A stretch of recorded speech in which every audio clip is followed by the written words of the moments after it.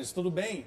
Dando continuidade àquela primeira parte da aula anterior sobre Estado moderno e teorias contratualistas, eu, Rafael Carlos, professor de Sociologia, estou aqui novamente para a gente poder versar, para poder analisar de maneira um pouco mais aprofundada as teorias contratualistas que deram fundamento àqueles modelos de Estado que vimos na aula anterior.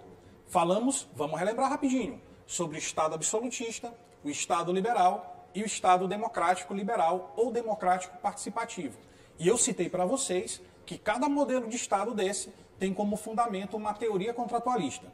O Estado democrático participativo nos lembra a teoria de Rousseau, o Estado liberal, a teoria de Locke. Ei, lembra aí, ó, L de liberal, L de Locke. É uma dica, hein? E o Estado absolutista tem como fundamento as teorias de Thomas Hobbes, as chamadas teorias hobbesianas. E a gente começa exatamente a partir do Thomas Hobbes, o autor da obra O Leviatã. Nessa obra, chamada Leviatã, e só um parêntese, Leviatã é um monstro que aparece no livro de Apocalipse, lá no final da Bíblia. Então ele compara o Estado a uma estrutura monstruosa.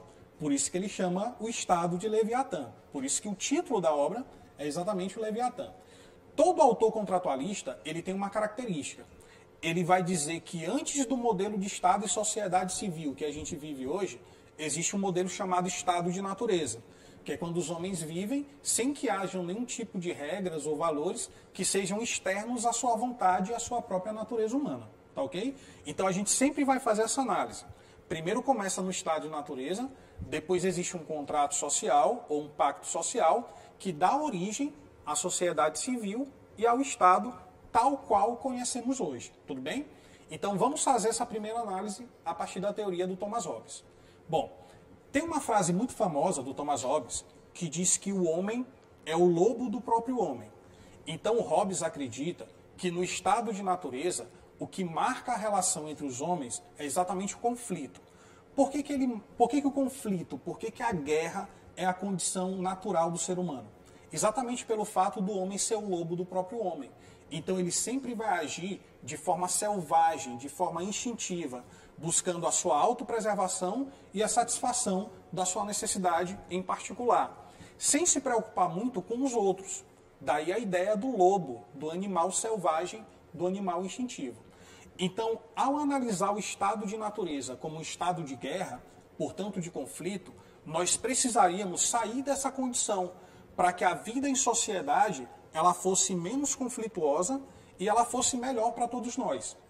E é por isso que, segundo Hobbes, em determinado momento, foi necessário que os homens fizessem um contrato social, ou seja, um pacto entre eles, entre cada indivíduo, para que a vida se tornasse melhor, para que a gente fugisse daquela condição natural do medo, da violência, do conflito, do estado de guerra de todos contra todos.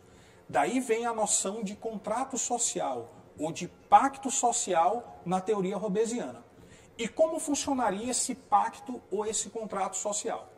Preste atenção que no estado de natureza, todos os indivíduos são livres, porque não existe nenhum tipo de regra ou de leis que limitem a vontade do indivíduo. Então, o grande problema para Hobbes é exatamente essa liberdade natural de cada indivíduo. Essa liberdade que é oriunda, que é originada da própria natureza humana. Então ele acredita que para resolver esse conflito, esse estado de guerra, é necessário que os indivíduos abram mão da sua liberdade. Eles cedem a sua liberdade individual para um soberano. Esse soberano, ele pode ser tipo um faraó, um imperador, um rei. Ele é alguém que vai governar acima dos outros indivíduos. Então a ideia de soberania, ela surge a partir do momento em que os indivíduos abrem mão da sua liberdade natural, eles cedem a sua liberdade a um só homem e chamam esse homem de soberano.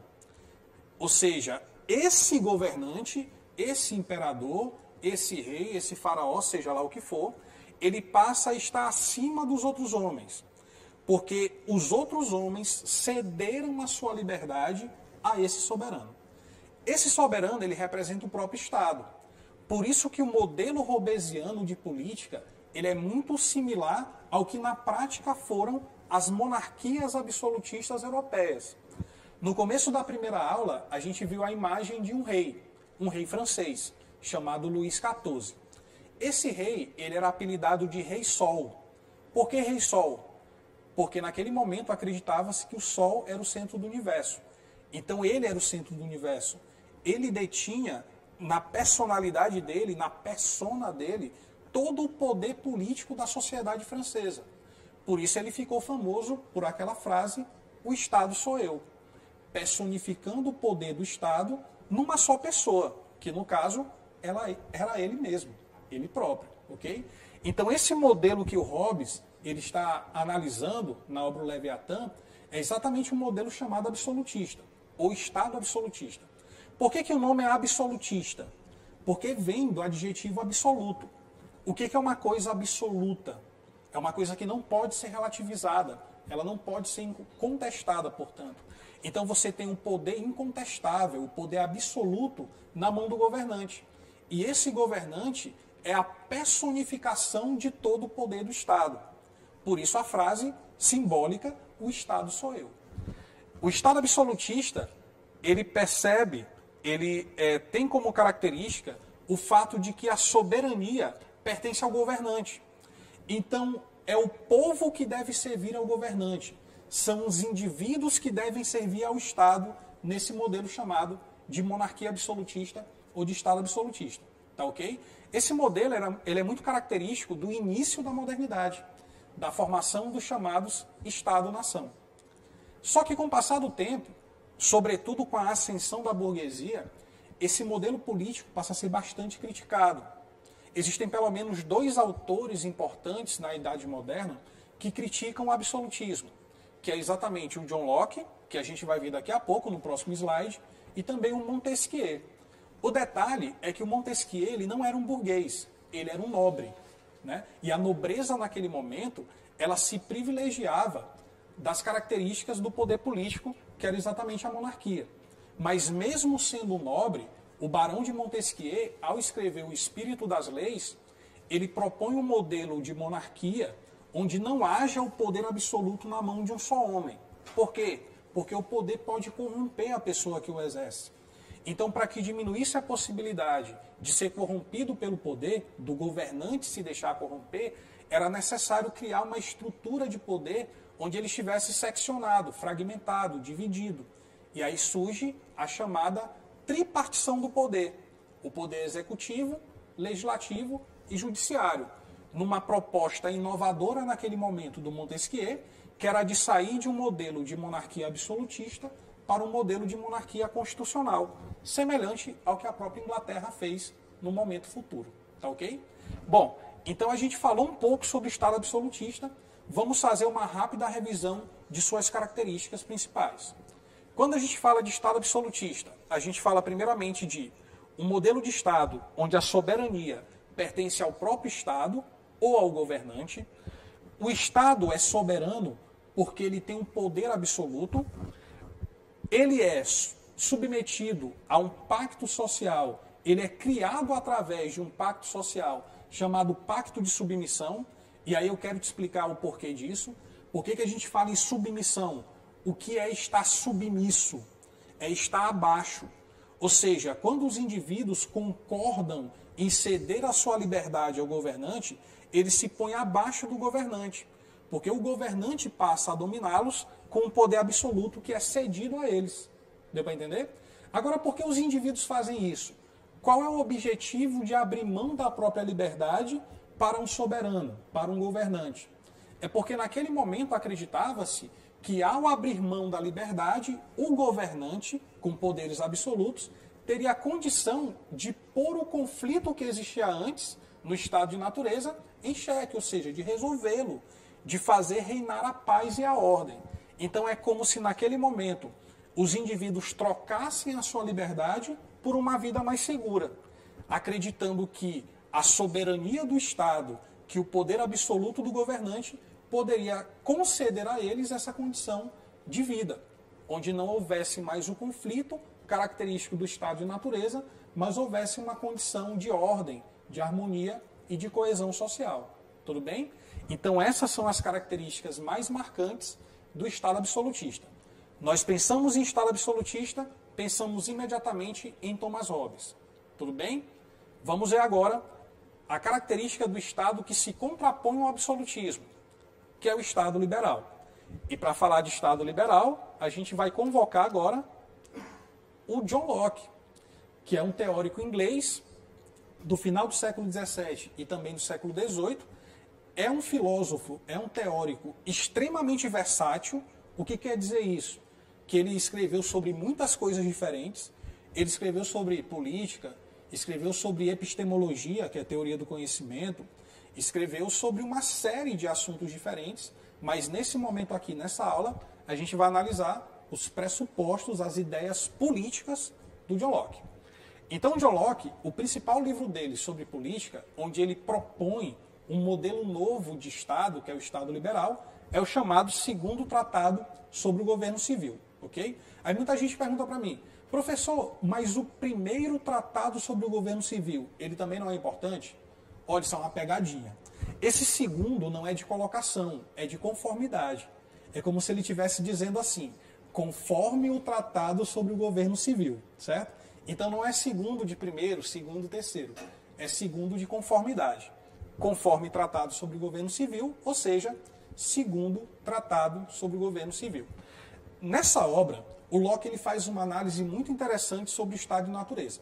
Ele vai dizer que todos nós, indivíduos, todos os seres humanos, nascemos livres e iguais. Então a liberdade e a igualdade são condições naturais do ser humano, naturais de cada indivíduo. Mas por que o Locke está dizendo que todos nós somos iguais? Em que sentido nós seríamos iguais? Em aparência? Obviamente não. Mas seríamos iguais porque, segundo Locke, existem 3 direitos naturais que competem a cada indivíduo, a cada ser humano. Quais são os 3 direitos naturais do homem, segundo Locke? Presta atenção, hein? O primeiro é a vida, o segundo é a liberdade e o terceiro é a propriedade.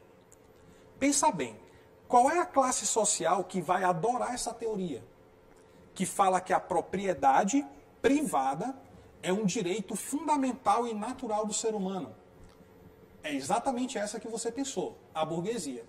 Então essa teoria do Locke é uma teoria que ali no final do século XVII para o começo do século XVIII agradou muito a classe que estava ascendendo, ou seja, crescendo socialmente, que era a burguesia.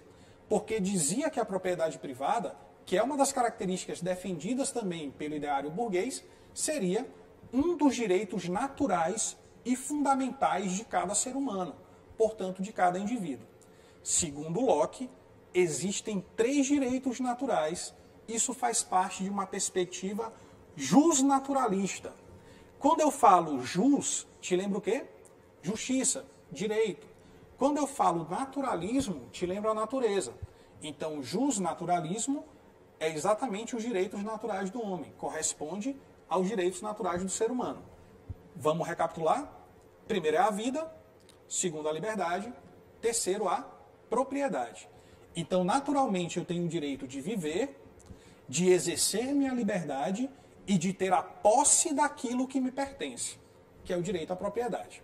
Só que tem um detalhe. Mais uma vez, a liberdade será um problema. Por que a liberdade é um problema para o Locke? Porque se eu tenho a liberdade e ela não tem limite algum, não existe nada que limite a minha liberdade, eu posso exercer o meu direito de ser livre e ameaçar a vida do meu colega, e ameaçar a vida de outro indivíduo. Só que se eu fizer isso, eu estou exercendo um direito que é meu, colocando em risco um direito que é do outro. E isso não me parece justo, e não parece a ele também. Da mesma forma, se eu tenho a liberdade de fazer qualquer coisa e não há nada que limite a minha liberdade, eu posso ser livre para pegar o celular do meu colega, para poder me apropriar de uma coisa que não me pertence. E isso, novamente, iria atingir um direito do próximo, atingir um direito do outro. Então, o grande problema desses 3 direitos naturais é exatamente a liberdade sem limite algum. E aí o Locke vai dizer o seguinte, Então, para que a gente possa viver de maneira mais harmônica, é necessário que existam limites para a liberdade. Daí vem a noção de pacto social, ou de contrato social na teoria liberal, na teoria do John Locke. Só que, diferente do Thomas Hobbes, para o Locke, os indivíduos não perdem a sua liberdade, ok? Ou seja, eles não cedem a sua liberdade a um governante, a um soberano. Mas eles limitam a liberdade, segundo as leis, para que todos possam ser livres e ter os seus outros direitos também garantidos, ok? Então, daí que vem a noção de pacto social de consentimento. Diferente desse outro aqui, ó, que é o Thomas Hobbes, que fala de um pacto de submissão. Estar submisso é diferente de consentir. No pacto de submissão, os indivíduos abrem mão da liberdade e se submetem ao poder do governante, ao poder do soberano. No caso do Locke, o que ele defende não é isso. Ele não defende uma postura de submissão. Ele defende a ideia de que os indivíduos entram em consentimento para limitar a sua liberdade e assim garantir que a liberdade de cada um e os direitos de cada um possam ser assegurados. Tudo bem? Então existe uma grande diferença entre o pacto hobbesiano e o pacto lockeano, entre o pacto de submissão e o pacto de consentimento. Nesse do Locke, de consentimento, os indivíduos consentem, eles aceitam limitar a sua liberdade para que eles possam ter os seus direitos assegurados. E aí cria-se um modelo político, que é o Estado, que passa a ter a função de garantir os direitos e liberdades individuais. Se o Estado está me garantindo a liberdade, eu vou chamar ele de quê? Estado liberal. Diferente do Estado absolutista, que, pelo contrário, não garantia a liberdade do indivíduo, mas subordinava o indivíduo a seu próprio poder soberano. Beleza? Então percebe como são dois modelos muito diferentes, muito distintos. O modelo do Hobbes defende o poder absoluto do Estado, o modelo do Locke defende a soberania do indivíduo. Então, enquanto para Hobbes os indivíduos servem ao Estado, para Locke o Estado serve aos indivíduos. O Estado existe para assegurar aos indivíduos os seus direitos e suas liberdades também. Então, nesse modelo liberal, ainda existe a liberdade, mesmo depois do Estado ter sido criado. Só que essa liberdade, ela não é mais ilimitada. A gente sai de uma liberdade natural para uma liberdade civil. O que seria uma liberdade civil? Seria uma liberdade limitada e garantida pelas próprias leis, pelas leis que se originam do contrato social. Tudo bem? Então presta atenção. Para Hobbes, ninguém é mais livre, só o soberano. Todos os indivíduos são submetidos ao poder do soberano, que é o Estado, para Hobbes. Para Locke, não. Para Locke, todos continuam a ser livres. Só que essa liberdade, ela não é ilimitada. Ela é limitada segundo aquilo que as leis determinam. Então não existe liberdade fora da lei. Beleza? Que é uma teoria, inclusive, que o Montesquieu também apoia e também defende na obra O Espírito das Leis. E para a gente finalizar essa segunda parte e fazer algumas questões sobre esse assunto, vamos falar do último autor, que é exatamente o Jean-Jacques Rousseau. Muita gente pensa que Rousseau é francês, não sei porquê. Na verdade, ele nasceu na Suíça. Ele é um autor suíço que escreveu lá no século XVIII uma obra muito importante chamada Do Contrato Social, ou O Contrato Social. Nesse livro, tem uma frase também que é muito famosa, e eu tenho certeza que você já ouviu. É aquela que diz que o homem nasce bom, mas a sociedade o corrompe. Então, Rousseau acredita que a nossa natureza é uma natureza boa. Que todo ser humano, por pior que ele tenha se tornado, ele nasceu bom. Só que a convivência com as outras pessoas despertou em cada um de nós alguns sentimentos negativos, como, por exemplo, a inveja, a raiva, o sentimento de vingança. E com o passar do tempo, a nossa bondade natural, ela foi sendo corrompida. E nós nos tornamos, todos nós, pessoas corrompidas. E aí, se você está vivendo no meio de pessoas que são corrompidas, que têm raiva, que têm inveja e etc., a tua vida, de certa maneira, ela está sendo posta em risco. Então, para que os indivíduos possam viver melhor, é necessário que se crie regras, que se crie leis, que sejam externas à vontade de cada um. Porque já pensou, se uma pessoa tiver vontade de matar outra e puder matar outra, aí fica difícil, né? A nossa convivência seria muito desarmônica, seria pior do que é hoje. Então, por isso que em Rousseau existe a necessidade de criar regras, de criar leis que estejam acima da vontade de cada indivíduo. E daí surge a ideia do pacto ou do contrato social. Só que, diferente do Hobbes e diferente do Locke, o pacto do Rousseau ele não é nem de consentimento e nem de submissão. Ele é um pacto de concordância. Ou seja, para Rousseau é necessário que todos os indivíduos concordem com as regras para que as regras tenham alguma legitimidade. Como todos estão concordando, cria-se uma ideia chamada de consenso, ok? O que é o consenso? Ele representa isso aqui, ó, a vontade geral. A vontade geral é a vontade comum coletiva. É a vontade de todos que aceitam e concordam em legitimar as regras do contrato social, para que todos possam seguir essas regras conscientes de que concordaram com o estabelecimento delas. Como existe uma participação de todas as pessoas, como todos estão concordando e não apenas consentindo, cria-se um modelo de Estado que é democrático. Da onde vem a palavra democracia? Vem do grego. Demo significa povo e cracia vem de kratos, que simboliza poder. Então a ideia de que o poder emana do povo, que é uma ideia que a gente tem até hoje na democracia, ela também está presente na teoria do Rousseau. É a ideia de que não é nem o indivíduo que é soberano e nem o Estado, mas sim a coletividade. Deu para perceber a diferença entre os três? Olha só, os três falam da mesma coisa. Todos eles falam que o Estado surgiu de um contrato social que nos tirou de uma condição natural, do estado de natureza. Agora, a forma como eles falam sobre isso é diferente. No primeiro autor, vamos dar uma voltada aqui no slide dele, para a gente poder analisar. No Thomas Hobbes, o Estado é absolutista, ou seja, a soberania, o poder, pertence ao Estado. E esse Estado, ele foi construído através de um pacto de quê? Submissão. Presta atenção, anota aí, beleza? Estado absolutista, soberania do Estado, pacto de submissão.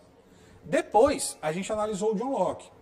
Para o John Locke, o Estado é liberal. Liberal vai te lembrar liberdade. É o Estado que tem como função garantir as liberdades individuais e os direitos também. Como surgiu esse Estado? Por um pacto de consentimento. E quem é mais importante para ele? É o indivíduo. A soberania pertence ao indivíduo. E por último, nós analisamos o Rousseau. No Rousseau, o Estado é o quê? Democrático, participativo. Como ele surgiu? Por um pacto de concordância. Quem é mais importante para ele? Não é nem o Estado, nem o indivíduo, mas sim a coletividade. Quando eu lembrar do Hobbes, eu vou lembrar de Estado absolutista e de submissão. Quando eu lembrar do Locke, eu vou lembrar de Estado liberal e pacto de consentimento. Quando eu lembrar do Rousseau, eu vou lembrar de Estado democrático e pacto de concordância. Tudo bem? Então essa é a análise que se faz sobre os três principais autores do contratualismo que fundamentam teoricamente os modelos de Estado moderno. Dito isso, vamos passar agora para as questões de vestibular. De que forma esse conteúdo que a gente abordou pode ser cobrado no Enem, na UEMA ou em outros vestibulares aí afora. Vamos começar então com a primeira questão, que é uma questão que trata da teoria do Thomas Hobbes. Está lá na obra O Leviatã.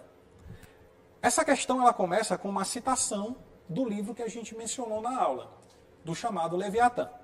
Nessa citação diz o seguinte: porque as leis de natureza, como a justiça, equidade, modéstia, piedade, ou em resumo, fazer aos outros o que queremos que nos façam, por si mesmas, na ausência do temor de algum poder capaz de levá-las a ser respeitadas, são contrárias às nossas paixões naturais, as quais nos fazem tender para a parcialidade, o orgulho, a vingança e coisas semelhantes. A citação do Thomas Hobbes. A pergunta, ou seja, o comando da questão é o seguinte: em relação ao papel do Estado, Hobbes considera que, letra A, o seu poder, ou seja, o poder do Estado, deve ser parcial. Epa, peraí. Quando nós falamos sobre o Thomas Hobbes, a gente comentou que o modelo de Estado que ele defende é o Estado absolutista. Nesse Estado absolutista, olha só, o poder ele não é parcial, ele é o quê? Absoluto. Então, logo no início da letra A gente já percebe que essa não pode ser a nossa opção correta. Mas vamos continuar. O soberano que nasce com o advento do contrato deve assiná-lo. Opa, não é um contrato de carteira assinada, de profissão, de trabalho, não. Esse contrato social é meramente uma especulação, é uma projeção, não é algo que se assina no papel. Então a letra A a gente já pode até esquecer, né? Porque ela já está num caminho completamente equivocado. Letra B. A condição natural do homem é a de guerra de todos contra todos. Será que isso é verdade? Vamos voltar rapidinho aqui na teoria dele. Ele está dizendo que o estado de natureza é um estado de guerra. Ok, o estado de natureza é um estado de guerra de todos contra todos. Resolver tal condição é possível apenas com um poder estatal pleno. O que é uma coisa plena? É o mesmo que uma coisa absoluta. Então a plenitude se assemelha à absolutez, a ideia de algo absoluto. Então a letra B me parece ser a opção correta. Mas vamos analisar as outras para ver se não tem uma melhor ainda do que a letra B. Letra C. Os homens são, por natureza, desiguais. Por isso, a criação do Estado deve servir como instrumento de realização da isonomia entre tais homens. Bom, não existe nenhum subsídio na teoria do Hobbes que afirme que os homens são, por natureza, desiguais. Na verdade, os homens são, todos eles, lobos do próprio homem. Ou seja, agiriam de forma instintiva, selvagem, buscando apenas a sua autoconservação, a sua autopreservação. Então a letra B continua a ser a nossa melhor alternativa. Letra D. A guerra de todos contra todos surge com o Estado. Isso é falso. A guerra de todos contra todos é uma condição da natureza humana. E o Estado existe exatamente para resolver essa condição de conflito. Então a letra D já podemos também descartá-la. Letra E. O homem nasce bom. Nós sabemos que essa não é a teoria do Hobbes. Para o Hobbes, o homem é o lobo do próprio homem. Quem vai nos dizer que o homem nasce bom é o Jean-Jacques Rousseau. Como a questão é sobre Hobbes, nós descartamos a letra E e marcamos todos nós corretamente a letra B de bola. Ok? Então espero que não tenha havido nenhuma dúvida em relação a essa questão. Até porque nós acabamos de falar que a teoria hobbesiana é exatamente aquilo que a letra B demonstra. O estado de natureza é uma guerra de todos contra todos. Para resolver esse conflito, é necessário criar o Estado com poderes plenos, com poderes absolutos, o chamado Estado Leviatã ou Estado soberano. Vamos passar então para a próxima questão, que é uma questão que traz um texto do John Locke. Nós iremos fazer uma questão sobre cada autor. Essa então é a segunda, é da teoria lockeana, da teoria liberal. O texto abaixo, de John Locke, revela algumas características de uma determinada corrente do pensamento. E aí tem um texto que a gente vai ler. Se o homem no estado de natureza é tão livre, conforme dissemos, se é senhor absoluto da sua própria pessoa e posses, igual ao maior e a ninguém sujeito, por que abrirá ele mão dessa liberdade?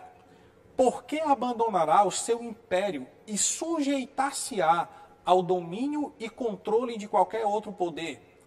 Ao que é óbvio responder que, embora no estado de natureza tenha tal direito, a utilização do mesmo é muito incerta e está constantemente exposto à invasão de terceiros, porque, sendo todos senhores tanto quanto ele, todo homem igual a ele e, na maior parte, pouco observadores da equidade, da justiça o proveito da propriedade que possui nesse estado é muito inseguro e muito arriscado. Estas circunstâncias obrigam-no a abandonar uma condição que, embora livre, está cheia de temores e perigos constantes. E não é sem razão que procura de boa vontade juntar-se em sociedade com outros que já estão unidos, ou pretendem unir-se, para a mútua conservação, atenção agora, hein, da vida, da liberdade e dos bens a que chamo de propriedade. Ainda há pouco, no slide sobre o John Locke, nós vimos que, segundo Locke, no justnaturalismo existem 3 direitos naturais: a vida, a liberdade e a propriedade. Sendo assim, percebemos que lá no texto, ao tratar sobre esses 3 valores, esses 3 direitos, lá no final do texto, pergunta-se o seguinte: do ponto de vista político, podemos considerar o texto como uma tentativa de justificar o quê? Lembra disso, hein? Vida, liberdade, propriedade. Os 3 direitos naturais do homem, segundo Locke. Então a letra A diz: a existência do governo como um poder oriundo da natureza. Não, nenhum teórico contratualista vai dizer que o governo se originou da natureza. Para eles, para todos eles, o governo se originou de um contrato social, ou pacto social. Letra B. A origem do governo como uma propriedade do rei. Falso. Primeiro que Locke, ele nem defende a monarquia absolutista. Ele defende um modelo de Estado liberal. Então nem faria sentido a letra B. Letra C. O absolutismo monárquico como uma imposição da natureza humana. Mais uma vez, está errado. Não se trata aqui sobre absolutismo, sobre monarquia, sobre natureza. Se trata sobre a preservação dos direitos naturais do homem. Letra D. A origem do governo como uma proteção à vida, aos bens e aos direitos. Encontramos a nossa alternativa correta. É exatamente isso que traduz a citação do Locke. O governo, ou seja, o Estado, precisa existir para garantir e proteger os direitos dos homens. Ok? E a letra E, só para a gente fechar a análise, o poder dos governantes, colocando a liberdade individual acima da propriedade. Não. Liberdade e propriedade são direitos por igual. Vida, liberdade e propriedade. Nenhum está acima um do outro. Os 3 são igualmente importantes na teoria do John Locke. Tudo bem? Vamos então para a nossa última questão sobre esse assunto, que é uma questão que trata sobre a teoria do Rousseau. Ok? Vamos ler então a pergunta. Leia com atenção a seguinte afirmação do Rousseau. Essa afirmação está no livro do Contrato Social, que a gente comentou ainda há pouco. E diz o seguinte: enfim, cada um dando ninguém e não existindo um associado sobre o qual não se adquira o mesmo direito que se lhe cede sobre si mesmo, ganha-se o equivalente de tudo o que se perde, e maior força para conservar o que se tem. Se separar-se, pois, do pacto social aquilo que não pertence à sua essência, ver seguintes termos, entre aspas: cada um de nós põe em comum sua pessoa e todo o seu poder sob a direção suprema da vontade geral. Atenção para esse termo, vontade geral. E recebemos, enquanto corpo, cada membro como parte indivisível do todo. Olha só, ele está falando do todo, ou seja, da totalidade. Ele não está se referindo ao indivíduo, mas sim à sociedade, à coletividade. Imediatamente, esse ato de associação produz, em lugar da pessoa particular, ou seja, do indivíduo, um corpo moral e coletivo. De novo, coletivo. Para Rousseau, o mais importante não é o indivíduo, mas sim a coletividade. Sua vida e sua vontade, que é o final da citação. O pacto social somente é possível a partir da vontade geral, que eu pedi para você prestar atenção na questão, né? Descrita acima. Segundo Rousseau, o que significa esse conceito? Vamos lá. Vontade geral é o mesmo que vontade de todos? Pode ser. tá? A gente não vai marcar de primeira, porque pode ser que a letra A seja meramente uma pegadinha. Vontade da maioria. Não. Se é vontade geral, não é vontade da maioria. Porque existe a minoria também. E aí já não seria mais geral. Vontade individual, muito menos. O foco aqui não é o indivíduo.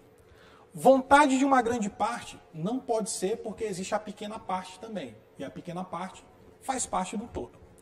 Vontade comum coletiva. Essa questão é um pouquinho complicada. A gente ficaria em dúvida entre a letra A e a letra E. Só que assim, a ideia da vontade de todos, ela não é necessariamente a ideia que Rousseau se expressa quando trata de coletividade.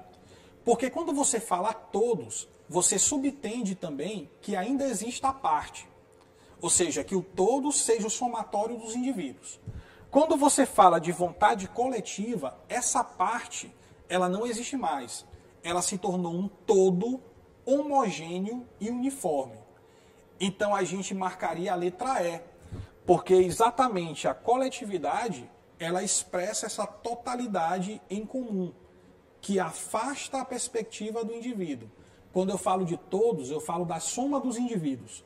Quando eu falo de vontade comum coletiva, eu falo de um corpo homogêneo, onde a coletividade está presente.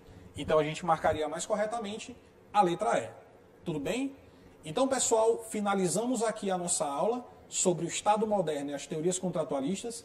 Espero que tenha sido proveitosa para vocês.